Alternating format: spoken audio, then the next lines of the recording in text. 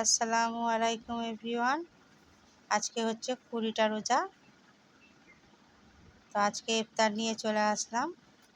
ইফতারের থাল সাজানো হয়ে গেছে।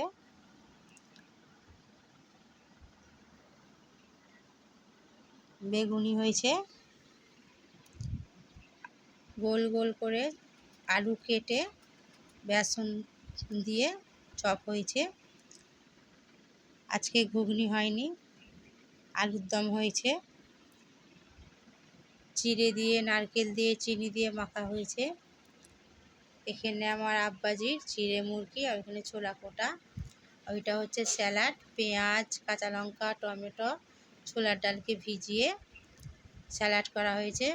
আর এখানে ইসবগুলের ভুসি আর গাছের পাতি লেবু দিয়ে শরবত করা হয়েছে। তো আপনারা আমার পেজটি ফলো করুন, ইউটিউবে সাবস্ক্রাইব করুন, লাইক করুন, বেশি বেশি করে শেয়ার করুন এবং আমাকে ভালোবাসা দিন। যেইভাবে ভালোবাসা দিচ্ছেন ওইভাবে ভালোবাসা দিন। তো সবাইকে 20টা রোজা মোবারক। সামনে ঈদ চলে আসছে, কেনাকাটা করুন আর রোজা খুলুন। আল্লাহ হাফেজ।